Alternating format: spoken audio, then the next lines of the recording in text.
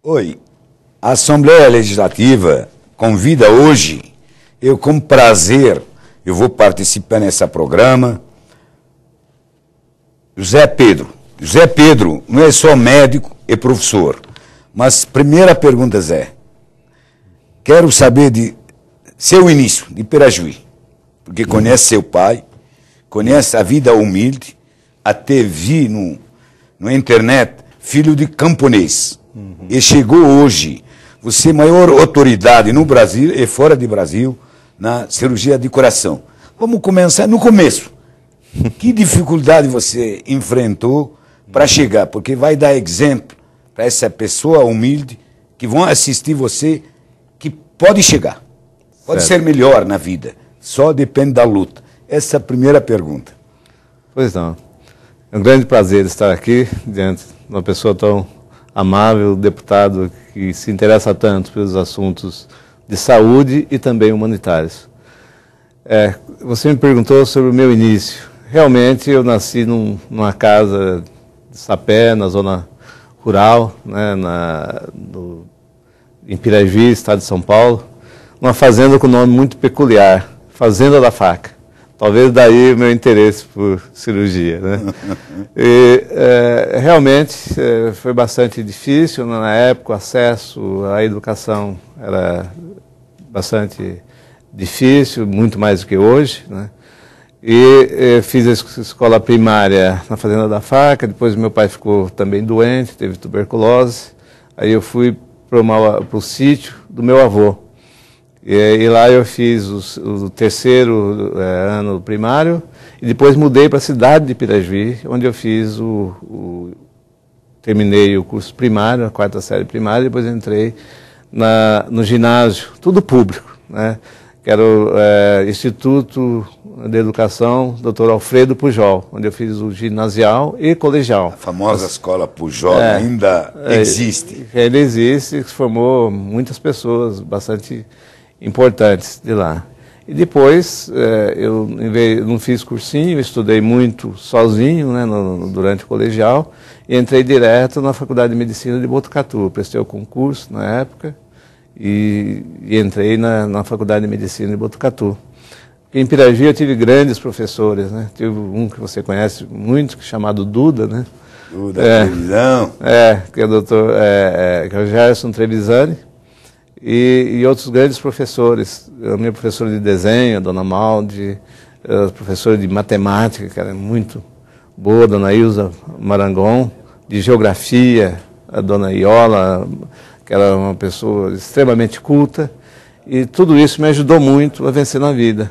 Todo mundo precisa ser ajudado, né, também nas nossas condições de pobreza, se esforçar e também ter apoio. E eu tive apoio da família e dos meus professores, graças a Deus. Você fez residência no servidor público, depois foi para Cleveland. Exato. Perfeccionou a cirurgia cardíaca. Se por isso que você está assistindo, a maior estatística no mundo de transplante de coração é feito por Dr. Zé Pedro. Se por isso, essa pergunta, como fez a residência no Brasil, cirurgia cardíaca fez lá no Brasil, depois foi para os Estados Unidos? Fiz. Eu entrei numa residência muito boa da época, né, da minha época, que era do Hospital dos Servidores Públicos de São Paulo, que ainda tem uma boa residência, mas naquele tempo era muito famosa, muito disputada. Aí eu fiz cirurgia geral primeiro, para aprender o geral. Depois eu comecei a me especializar já no Hospital dos Servidores em cirurgia cardíaca, cirurgia do coração. E logo que eu saí da faculdade, eu prestei um exame que reconhecia o meu diploma de médico nos Estados Unidos. Isso. E aí eu tive sorte de ser admitido na Cleveland Clinic, que é um lugar famoso, onde presidentes brasileiros foram operados, ministros. E presidente da República, Figueiredo, foi para lá. Exatamente.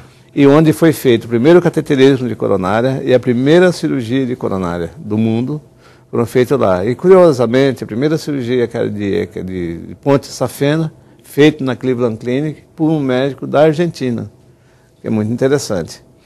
Então, lá eu fiquei 4 anos, cheguei a ser membro do staff, e depois voltei para a Beneficência Portuguesa, onde trabalhei com o grupo do professor Zerbini, na época. E aí eu acabei de aprender mais coisas com o grande mestre brasileiro, que foi o professor Zerbini. Professor, preparei algumas perguntas. Eu sou médico, eu não sou da área. A gente faz ginecologia, mastologia, mas preparei algumas perguntas, porque cidadão comum, o que está assistindo, tem vezes quer essa informação, porque nossa TV é educativa, não é TV só para médico, para especialista, mas TV para a população.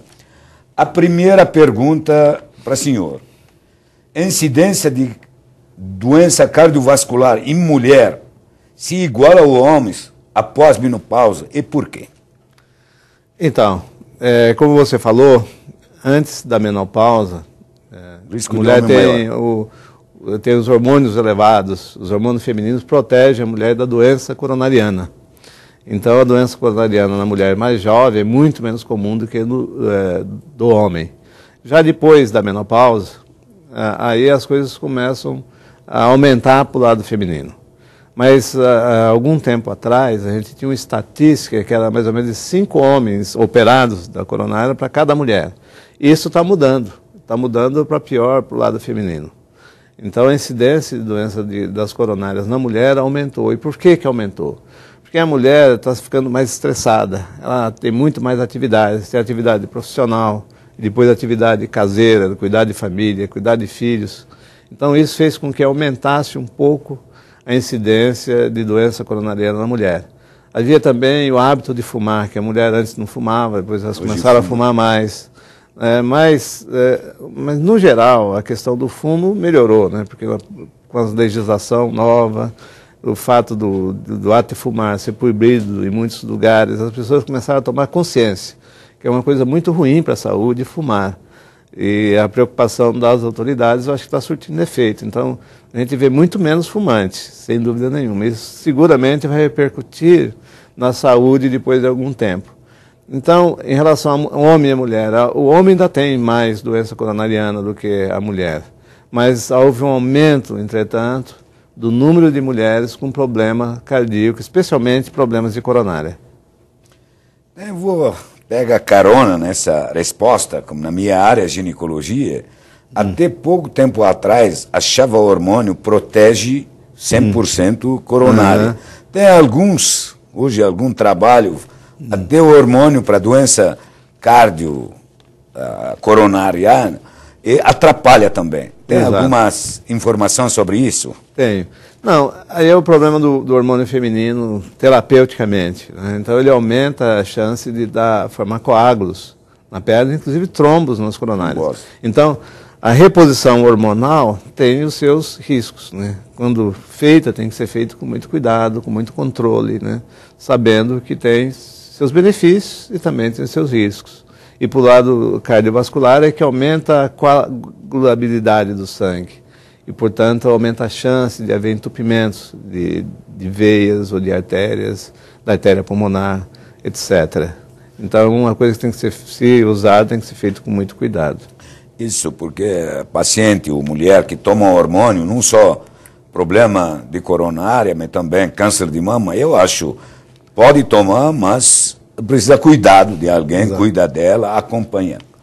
Olha, tem segunda pergunta, porque paciente minha de consultório pergunta sempre: infarto de miocárdio em jovem tem sido mais frequente esses últimos anos, e por quê? Tem algum motivo? Olha, eu acho que parte por isso, né? O mundo mudou, né? As responsabilidades... patologia moderna, como eu falo. Exato. Uma outra coisa também são hábitos alimentares, né? A gente pensa, não, é jovem, então pode comer o que quiser, pode comer picanha, comer gordura e tal. E não é bem assim. Também, viu? Não é bem assim. A gente tem que controlar, ter cuidados com a saúde desde criança. Porque também não pode pegar hábitos ruins alimentares, né? Pessoa que come muita gordura, muita fritura, né? Usa qualquer tipo de gordura, né? Tem as gorduras que são melhores, outras piores, né? E isto é muito importante. Então a pessoa tem que se cuidar desde o começo, tem bons hábitos, né? Não usar droga, né? Droga, por exemplo, é um dos fatores de haver infarto em jovem, né?